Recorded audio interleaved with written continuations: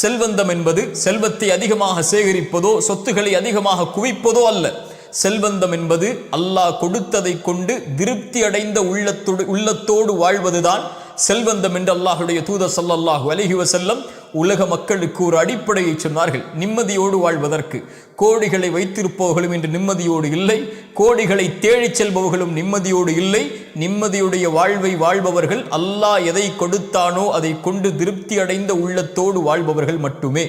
இந்த அல்லாஹுடைய தூதர் ஸல்லல்லாஹு அலைஹி வஸல்லம் சொன்னார்கள், ஆதமுடைய மகனுக்கு ஒரு ஓடை தங்கம் கிடைத்தாலும் இரண்டாவது ஓடை வேண்டும் என்றுதான் ஆசைப்படுவான். இரண்டாவது ஓடை கிடைத்தால் மூன்றாவது ஓடை தங்கம் வேண்டும் என்று ஆசைப்படுவான். அவனுடைய அந்த பேராசையை மண்ணை தவிர மரணத்தை தவிர எதுவும் தடுத்து நிறுத்த முடியாது என்று அல்லாஹுடைய தூதர் ஸல்லல்லாஹு அலைஹி வஸல்லம் சொன்னார்கள். அதனால்தான் அல்லாஹ்வின் அருட்கொடையை புரிந்து கொள்வதற்கு ஒரு நியதியை சொன்னார்கள். தூதர், உங்களுக்கு மேல் உள்ளவர்களை பார்க்காதீர்கள், உங்களுக்கு கீழ் உள்ளவர்களை பாருங்கள், அப்போதுதான் அல்லாஹ்வின் அருட்கொடையை நீங்கள் உணர்ந்து கொள்ள முடியும் என்று அல்லாஹுடைய தூதர் ஸல்லல்லாஹு அலைஹி வஸல்லம் அவர்கள் சொன்னார்கள். அல்லாஹுடைய தூதர் ஸல்லல்லாஹு அலைஹி வஸல்லம் சொன்னார்கள், அவன் வெற்றி அடைவான் யாரவன் அல்லாஹ்விற்கு கட்டுப்பட்டு அல்லாஹ் ரப்புல் ஆலமீன் போதுமான வாழ்வாதாரத்தை அவனுக்கு கொடுத்து அல்லாஹ் கொடுத்ததை கொண்டு குறைவுபடாமல் நிறைவோடு வாழக்கூடியவன் வெற்றி பெறுவான் என்று அல்லாஹுடைய தூதர் ஸல்லல்லாஹு அலைஹி வஸல்லம் சொன்னார்கள். அல்லாஹுடைய தூதர் மேலும் சொன்னார்கள், அழகிய செய்தி. ஒரு நாள் காலையில் ஒருவன் எழுந்திருக்கிறான், பாதுகாப்பான நிலையில் 3 வேளை உணவு அவனுக்கு இருக்கிறது, அன்றைய உணவு இருக்கிறது, ஆரோக்கியமான உடல்நிலையை அல்லாஹ் கொடுத்திருக்கிறான். இவன் யார் தெரியுமா? 3 வேளை உணவு, ஆரோக்கியம், பாதுகாப்பு, இந்த 3ம் ஒருவனுக்கு கொடுக்கப்பட்டால் அவன் அதை கொண்டு திருப்தி அடைந்து விட்டால் ஒட்டுமொத்த உலகமும் அவனுக்கு கிடைத்ததை போல் என்று அல்லாஹுடைய தூதர் ஸல்லல்லாஹு அலைஹி வஸல்லம் அவர்கள் சொல்கிறார்கள். இன்று மனிதன் அது இல்லை இது இல்லை, எனக்கு அல்லாஹ் அதை கொடுக்கவில்லை இதை கொடுக்கவில்லை என்று அல்லாஹ் கொடுத்ததை மறந்து விடுகிறான். தூதர் ஸல்லல்லாஹு அலைஹி வஸல்லம் யாரை முன்னுதாரணமாக சொல்லுவது? அவர்களுக்கு 3 வேளை உணவு கூட தொடர்ச்சியாக கிடைத்தது கிடையாது. 2 நாள் தொடர்ச்சியாக அவர்களுடைய வீட்டில் அடுப்புகள் எரிக்கப்படுவது கிடையாது. 2 நாள் அவர்களுக்கு ரொட்டி துண்டும் எண்ணெயும் அவர்களுக்கு உணவாக கூட கிடையாது. பசிக்காக வயிற்றில் 2 கல்லை சுமந்து அந்த பசியை கட்டுப்படுத்தி வைத்திருந்தவர்கள். அல்லாஹுடைய தூதர் ஸல்லல்லாஹு அலைஹி வஸல்லமுடைய வாழ்க்கை இப்படி வறுமையிலும் ஏழ்மையிலும் பசியிலும் இருந்தாலும் இரவு ஆனால் சொல்லுவார்கள், யா அல்லாஹ், எனக்கு உணவளித்தாய் நன்றி, எனக்கு தண்ணீரை கொடுத்தாய் நன்றி, பாதுகாப்பை கொடுத்தாய் நன்றி. எத்தனையோ மக்கள் உணவில்லாமல் தாகத்தில் பாதுகாப்பில்லாமல் தவித்துக் கொண்டிருக்கும் போது எனக்கு இதை நீ கொடுத்ததற்கு நன்றி யா அல்லாஹ் என்று அல்லாஹுவை நிறைவுபட வாழ்ந்தார்கள். எத்தனையோ கவலைகள் சூழப்பட்டது, எத்தனையோ பிரச்சனைகள் சூழப்பட்டது, எத்தனையோ போர்க்களங்கள் சூழப்பட்டது, ஆனால் திருப்தி அடைந்த உள்ளத்துடைய வாழ்வை அல்லாஹுடைய தூதர் வாழ்ந்தார்கள். அவர்களைப் போல் மகிழ்வுற வாழ்ந்து மறைந்த ஒரு மனிதன் இந்த பூமியில் இல்லை. அல்லாஹுடைய தூதர் ஸல்லல்லாஹு அலைஹி வஸல்லம் சொன்னார்கள், அதனால்தான் ஜிப்ரீல் வந்து என்னிடத்திலே சொன்னார், 5 விஷயங்கள், எதை வேண்டுமானாலும் செய்து கொள்ளுங்கள், ஒரு நாள் மரணித்து விடுவாய். யாரை வேண்டுமானாலும் நேசித்துக்கொள், அந்த உறவை ஒரு நாள் பிரிந்தே தீருவாய். எதை வேண்டுமானாலும் செய்து கொள், செயல்களில் நன்மையோ தீமையோ அதனுடைய கூலியை பெற்றே தீருவாய். இரவு வணக்கம்தான் ஒரு இறை நம்பிக்கையாளனுடைய கண்ணியம். ஒரு இறை நம்பிக்கையாளனுடைய கண்ணியம் மதிப்பென்பது மனிதர்களை விட்டு தேவையற்று வாழ்தல் தான் என்று அல்லாஹுடைய தூதர் ஸல்லல்லாஹு அலைஹி வஸல்லம் அவர்கள் சொன்னார்கள். ஆம், இந்த உலகில் எல்லோரும் எம்மை விட்டு ஒரு நாள் பிரிந்து விடுவார்கள். பிரிவதோடு மட்டுமல்லாமல் எல்லோரும் ஒரு நாள் எம்மை மறந்து விடுவார்கள்.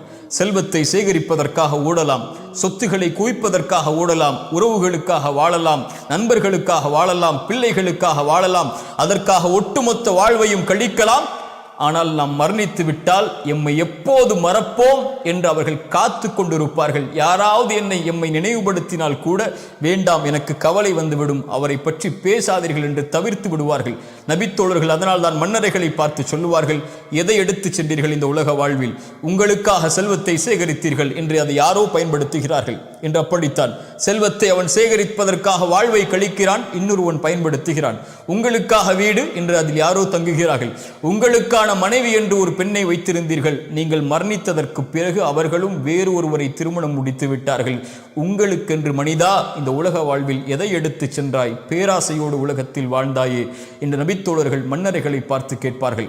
அல்லாஹுடைய தூதர் ஸல்லல்லாஹு அலைஹி வஸல்லம் அவர்கள் ஒரு அழகிய செய்தியை சொன்னார்கள், மனதில் வையுங்கள், எந்த ஒரு ஆத்துமாவும் இந்த உலகத்திலே மரணிக்காது அல்லாஹ் கொடுத்த வாழ்வாதாரத்தை முழுமையாக்காமல்.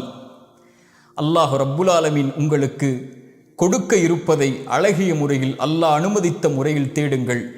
உங்களை பேராசை மிகைத்து அல்லாஹ் தடுத்த முறையில் ஒருபோதும் வாழ்வாதாரத்தை தேடிவிடாதீர்கள்.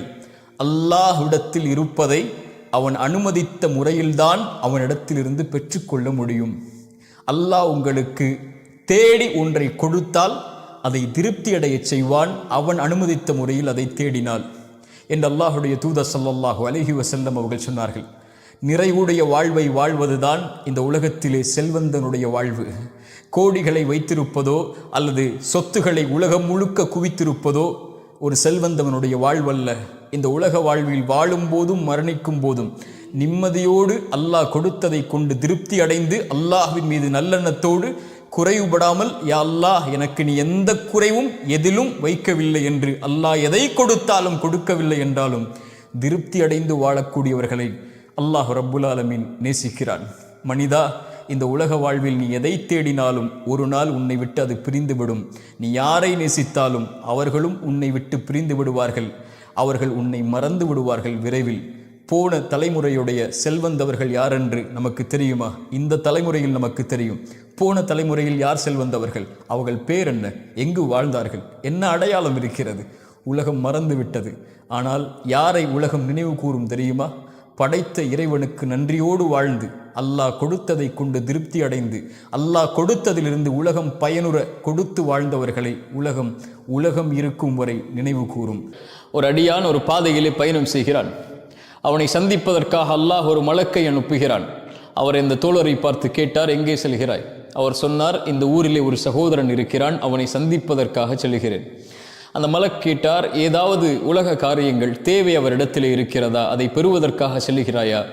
அவர் சொன்னார், இல்லை, அவரை நான் அல்லாஹ்விற்காக நேசிக்கிறேன், அதற்காக அவரை சந்திக்க செல்கிறேன். எந்த பயணத்துடைய நோக்கம் எதுவும் இல்லை, அல்லாஹுடைய நேசம்தான். அந்த மலக்கின் வாயிலாக அல்லாஹ் இந்த ஒட்டுமொத்த சமூகத்திற்கும் ஒரு செய்தியை அந்த தோழரின் மூலமாக அல்லாஹ் கூற வைத்தான்.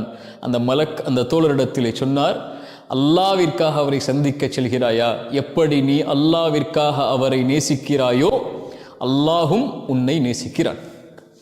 அல்லாவிற்காக முஃமின்களை நீங்கள் நேசித்தால் அல்லாஹ் உங்களை நேசிப்பான். ரசூலுல்லாஹி ஸல்லல்லாஹு அலைஹி வஸல்லம் அவர்கள் சொன்னார்கள், இந்த 3 தன்மைகள் யாரிடத்திலே இருக்கிறதோ அவர்கள் ஈமானுடைய சுவையை சுவைப்பார்கள். அதில் ஒரு தன்மை, ஒருவரை நேசித்தால் அது யாராக இருந்தாலும், உங்கள் தந்தை, உங்களுடைய தாய், உங்களுடைய மனைவி, உங்களுடைய குழந்தைகள், உன் சகோதரன், உன் தோழன், உன் நண்பன், உன் சமூகத்தில் இருக்கக்கூடியவர்கள் அல்லது அல்லாவிற்காக இருக்கக்கூடியவர்களில் யாரை நீங்கள் நேசித்தாலும், அல்லாவிற்காக நேசித்தால் அவர்கள் ஈமானுடைய சுவையை சுவைப்பார்கள் என்று அல்லாஹுடைய தூதர் ஸல்லல்லாஹு அலைஹி வஸல்லம் சொன்னார்கள். அல்லாஹுடைய தூதர் ஸல்லல்லாஹு அலைஹி வஸல்லம் சொன்னார்கள், அல்லாஹ் நாளை மறுமையில் அர்ஷின் நிழலை கொடுப்பான். சூரியன் ஒரு மைல் தூரத்தில் இருக்கும்போது நரகம் 70,000 கடிவாளங்களோடு, ஒவ்வொரு கடிவாளத்திற்கும் 70,000 மலக்குகளோடு நரகம் இழுத்து கொண்டு வரப்படும்போது அல்லாஹ் அழைத்து சொல்லுவான், இன்றைய தினம் எனக்கு நிழல் அளிக்கப்படுகிறது. யாருக்கு? எனக்காக நேசித்தவர்களுக்கு, எனக்காக நேசம் கொண்டவர்களுக்கு. ரசூலுல்லாஹி ஸல்லல்லாஹு அலைஹி வஸல்லம் அவர்களை பற்றி சொன்னார்கள், அவர்கள் யார்? அல்லாஹ்விற்காக நேசித்தவர்கள், அல்லாஹ்விற்காக பிரிந்தவர்கள். என்ன விளக்கம்? அல்லாஹ்விற்காக ஒருவரை நேசித்தால், கேளுங்கள், அல்லாஹ்விற்காக ஒருவரை நேசித்தால் அவர்கள் அல்லாஹ்விற்காக பிரிவார்கள் என்றால் உலகத்தில் அல்ல, அவர்களை இந்த உலக வாழ்வில் ஒரு சிறிய பிரிக்கும், அது மரணம். மீண்டும் அவர்களை ஒன்று சேர்ப்பான் அல்லாஹ். எங்கே? அர்ஷின் நிழலில். அந்த பிரிவு குறுகிய கால பிரிவு தான். அல்லாஹ்விற்காக நேசித்தவர்கள் ஒருபோதும் பிரிய மாட்டார்கள். ரசூலுல்லாஹி ஸல்லல்லாஹு அலைஹி வஸல்லமுடைய வாழ்க்கையில் எத்துணை மரணங்களை அல்லாஹ்வுடைய தூதர் சந்தித்திருக்கிறார்கள். தோழர்கள், நண்பர்கள், உறவுகள், மனைவி, குழந்தைகள், ஏன் இத்துணை மரணங்களும் அவங்களுடைய வாழ்வில் எந்த ஒரு பெரும் பாதிப்பையும் ஏற்படுத்தவில்லை. ஏன் தெரியுமா? அவர்களுக்கு தெரியும், இந்த உலக வாழ்வு ஒரு தற்காலிக வாழ்வுதான். நாம் மரணித்து விட்டால் அல்லாஹ்விற்காக நேசித்திருக்கிறோம், அல்லாஹ் அவர்களை, நம்மை நாளை மறுமையில் ஒன்று சேர்ப்பான், அதுதான் நிரந்தரமான வாழ்க்கை என்று. உங்கள் தாயை நீங்கள் அல்லாஹ்விற்காக நேசித்தவர்கள் இந்த உலக வாழ்விலிருந்து பிரிந்து மரணித்திருந்தால் கவலை கொள்ளாதீர்கள், இது தற்காலிக பிரிவு. உங்களுடைய தாயை மறுமையில் நீங்கள் பார்ப்பீர்கள், அல்லாஹ் உங்களை அரிசி நிழலில் ஒன்று சேர்ப்பான். உங்கள் கணவனை நீங்கள் பிரிந்திருந்தால், பிள்ளையை பிரிந்திருந்தால், உங்கள் மனைவியை பிரிந்திருந்தால், உங்கள் சகோதரனை, நண்பனை, தோழர்களை, அல்லாஹ்விற்காக நேசித்த யாரை நீங்கள் பிரிந்திருந்தாலும் கவலை கொள்ளாதீர்கள். இது பிரிவு, தற்காலிக பிரிவு. அல்லாஹ்விற்காக நேசித்தவர்களை அல்லாஹ் நாளை மறுமையில் ஒன்று சேர்ப்பான். அல்லாஹுடைய தூதர் அதனால் தான் சொன்னார்கள், ஒருவரை நீங்கள் நேசித்தால் அறிவித்து விடுங்கள் அவருக்கு, நான் உன்னை அல்லாஹ்விற்காக நேசிக்கிறேன். இன்னி உஹிப்புக ஃபில்லாஹ். என் தோழரே, என் சகோதரனே, என் சகோதரியே, இந்த சமூகத்தில் இருக்கக்கூடிய எல்லோர்களையும் விருப்பு வேற்றுமைகள் இல்லாமல் இன்னி உஹிப்புக்கும் ஃபில்லாஹ், உங்கள் எல்லோர்களையும் நேராக சந்தித்து இதை சொல்வதற்கு வாய்ப்பை அல்லாஹ் கொடுப்பானா இல்லையா என்று எனக்கு தெரியாது. ஆனால் உங்கள் எல்லோர்களையும் விருப்பு வேற்றுமைகள் இல்லாமல் அல்லாஹ்விற்காக நான் நேசிக்கிறேன். இது என்னுடைய செய்தி. உங்களுடைய செய்தியும் நீங்கள் நேசிக்கக்கூடிய உறவுகளுக்கு அறிவித்து விடுங்கள். அது உங்கள் தாயாக இருக்கலாம். என் தாயே, அல்லாஹ்விற்காக உன்னை நேசிக்கிறேன். உங்கள் மனைவியாக இருக்கலாம், கணவனாக இருக்கலாம், பிள்ளைகளாக இருக்கலாம், நண்பர்களாக இருக்கலாம், யாராக இருந்தாலும் அல்லாஹுடைய தூதருடைய அறிவிப்பு அது. அறிவித்து விடு, அல்லாஹ்விற்காக உன்னை நேசிக்கிறேன் என்று. அல்லாஹ்விற்காக நேசித்து விட்டோம் என்றால் அங்கே உலக காரியங்கள் உள்ளே வராது, உலக சருகல்கள் உள்ளே வராது. போட்டி, பொறாமை, உலக விஷயத்துடைய ஆசைகள், ஏமாற்றம், இது எதுவும் அங்கே உள்ளே வராது. எல்லாவற்றையும் மிகைத்து விடும். நான் அல்லாஹ்விற்காக நேசிக்கிறேன், இதுவெல்லாம் ஒன்றுமில்லை, விடு என்று. முஆதை அழைத்து அல்லாஹுடைய தூதர் சொன்னார்கள், கையை பிடித்து சொன்னார்கள், யா முஆதே இன்னி உஹிப்புக். நபி அவர்கள் சொன்னார்கள், முஆதே, நான் உன்னை அல்லாஹ்விற்காக நேசிக்கிறேன். அபூபக்கர் சித்தீக், அல்லாஹுடைய தூதர், இந்த இருவரின் நேசத்தை எப்படி சொல்வது? இருவரும் அல்லாஹ்விற்காக தன் நேசத்தை பகிர்ந்து கொண்டதை எப்படி சொல்வது? உமர் அவர்களும் அபூபக்கர் அவர்களும் ஒரு முறை தங்களுக்குள் ஒரு சிறிய பகைமை ஏற்படும் போது அல்லாஹுடைய தூதரிடத்தில் அபூபக்கர் ஓடி வருகிறார்கள். அல்லாஹுடைய தூதர் அபூபக்கர் தன் நண்பருடைய கவலையை பார்க்கும் போது சொன்னார்கள், என் தோழரை கைவிடுகிறீர்களா? என் தோழரை கைவிடுகிறீர்களா? யார் அவர்? மக்கள் என்னை பொய்யன் என்று சொன்ன போது என்னை உண்மைப்படுத்தியவர் அவர். அல்லாஹ்விற்காக மக்கள் என்னை ஏற்றுக்கொள்ள மறுத்த போது என்னை ஏற்றுக்கொண்டவர் அவர், ஈமான் கொண்டவர் அவர். செல்வத்தாலும் உடலாலும் எல்லோரும் என்னை விளக்கிய போது உயிராலும் செல்வத்தாலும் என்னை அரவணைத்துக் கொண்டவர். அல்லாஹ்விடத்திலே ஒரு உச்ச தோழனாக நான் எடுக்க வேண்டும் என்றால் அபூபக்கரை தான் எடுத்திருப்பேன். அல்லாஹ்வை தேர்ந்தெடுத்துக் கொண்டேன். அபூபக்கர் என் தோழர், நண்பர் என்று உலகத்திற்கு அறிவித்தார்கள். அந்த அபூபக்கர் எப்போது அல்லாஹுடைய தூதர் கைவிட்டார்கள்? அபூபக்கர் சித்தீக் ரலியல்லாஹு அன்ஹு மரண தருவாயை அடைகிறார்கள். கேட்டார்கள், இன்றைய நாள் எந்த நாள்? தோழர்கள் சொன்னார்கள், திங்கட்கிழமை. இது அல்லாஹ்வுடைய தூதருக்கு, என் நண்பருக்கு விருப்பமான நாள். இந்த நாளில் தான் அவர்கள் மரணித்திருக்கிறார்கள். நான் மரணித்து விட்டால் இந்த நாளை கடக்க செய்து விடாதீர்கள். நான் இந்த நாளிலேயே மரணித்து அடக்கம் செய்யப்பட வேண்டும் என்று ஆசைப்படுகிறேன். இந்த அபூபக்கர் எங்கே? முஹம்மது ரசூலுல்லாஹ் ஸல்லல்லாஹு அலைஹி வஸல்லம் அவர்களுக்கு அருகில் கபரில். உமர் எங்கே? அபூபக்கர் சித்தீக் ரலியல்லாஹு அன்ஹு அவர்களுடைய கபருக்கு அடுத்து. ஏன்? இவர்கள் அல்லாஹ்விற்காக நேசித்தார்கள். இவர்கள் மரணமடைந்த வயது, இவர்கள் மரணமடைந்த நாளை வரலாற்றில் படித்து பாருங்கள், ஆச்சரியப்பட்டு விடுவீர்கள். அல்லாஹ்விற்காக நேசித்தவர்களை அல்லாஹ்விற்காக அல்லாஹ் நாளை மறுமையில் ஒன்று சேர்ப்பான். இது பெரிய அதிசயம். இதை நாளை மறுமையில் நாம் பார்ப்போம்.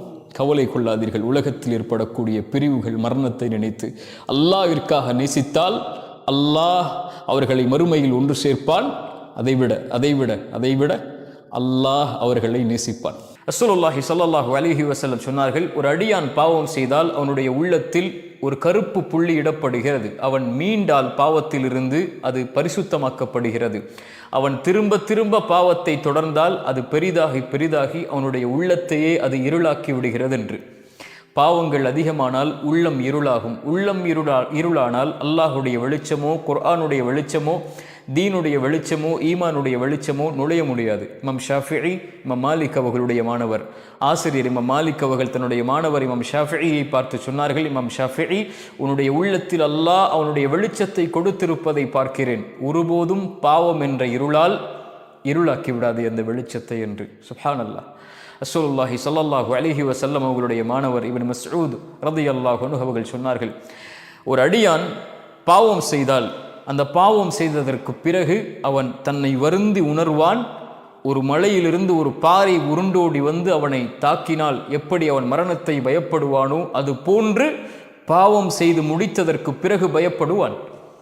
ஆனால் ஒரு இவன் அல்லாஹுவை நெருங்கக்கூடிய முஃமின், இவன் தௌபாவை செய்யக்கூடிய முஃமின். ஆனால் ஒரு பாவி முனாஃபிக் யார் தெரியுமா?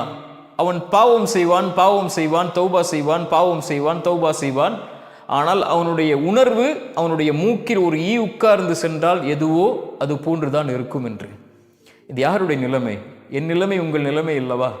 ரசூலுல்லாஹி ஸல்லல்லாஹு அலைஹி வஸல்லம் அதனால் தான் சொன்னார்கள், அந்நதமு அத்தௌபா, பாவத்தை உணர்தல் தான் அல்லாஹ்வை நோக்கி மீளுதல் என்றார்கள். குர்ஆன் சொல்லுகிறது, வல்லதீன இதா ஃபஅலு ஃபாஹிஷத்தன் அவ் ஸலமு அன்ஃபுஸஹும் ذكرுல்லாஹ் ஃபஸ்தக்ஃபரு லிதுனூபிஹிம் வமை யக்ஃபிரு ذுனூப இல்லல்லாஹ் வலம் யுஸிர்ரு அலா மா ஃபஅலு வஹும் யஅலமூன். மானக்கீடான அசிங்கமான காரியங்களை செய்ததற்கு பிறகு அல்லாஹ்வை நினைவு கூர்ந்து பாவ மன்னிப்பை தேடி பாவத்தை அல்லாஹ்விடத்திலே முறையிட்டால் அல்லாஹ்வை தவிர யார் அவனுடைய பாவங்களை மன்னிக்க முடியும் என்று கேட்டதற்கு பிறகு அவன் நிலைமை எப்படி மாறும் என்று சொல்லுகிறது. தௌபாவிற்கு பிறகு அவன் எப்படி தன்னை சுத்தப்படுத்திக் கொள்வான்? வலம் யுஸிர்ரு அலா மா ஃபஅலு வஹும் யஅலமூன்.